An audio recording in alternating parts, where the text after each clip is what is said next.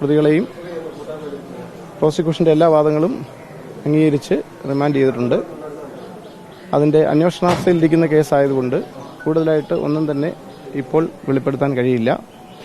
കൃത്യമായ അന്വേഷണം അതിനനുസരിച്ചുള്ള കാര്യങ്ങൾ ബാക്കി ചെയ്യുന്നതാണ്. നിങ്ങൾ ഇത്രയും പേര് ഇവിടെ വന്നതുകൊണ്ടാണ് ആ രണ്ടു വാക്ക് പറയുന്നത്. മറ്റൊന്നുമല്ല, കേസിന്റെ അന്വേഷണാവസ്ഥയിലിരിക്കുന്നതായതുകൊണ്ട് പ്രത്യേകിച്ച് വേറൊന്നും തന്നെ പറയാനില്ല.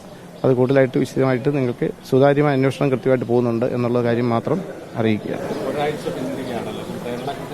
തീർച്ചയായും എല്ലാ തെളിവുകളും ഉണ്ട്. അതാണ് ഞാൻ പറഞ്ഞത്. അന്വേഷണത്തിന്റെ ഭാഗമായിട്ട് അതിനെക്കുറിച്ച് ഇപ്പോൾ വെളിപ്പെടുത്തേണ്ട കാര്യമില്ല. അതന്നെ ഈ പറഞ്ഞ ആൻസറിനകത്തുണ്ടത്.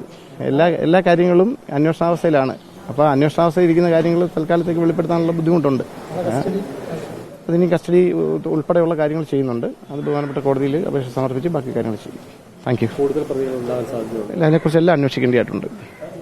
വേറെ കൂടുതലായിട്ട് ഇപ്പോൾ ഒന്നും പറയാനില്ല. ഇത്ര മാത്രമേ പറയാനുള്ളൂ. നമ്മൾ പ്രോസിക്യൂഷൻ ഉന്നയിച്ച വാദങ്ങളൊക്കെ കോടതി കേട്ടു. അങ്ങനെയാണ് പ്രതികളെ റിമാൻഡ് ചെയ്തിട്ടുള്ളത്. അല്ല, കൊട്ടാരക്കര സ്പെഷ്യൽ കോടതി ജയിലിലേക്കാണ്. അല്ല, അതിനെക്കുറിച്ച് അന്വേഷിക്കേണ്ടതായിട്ടുണ്ട്. എല്ലാ ഭാഗങ്ങളും അന്വേഷിക്കും. എല്ലാ കാര്യങ്ങളും അന്വേഷിക്കും.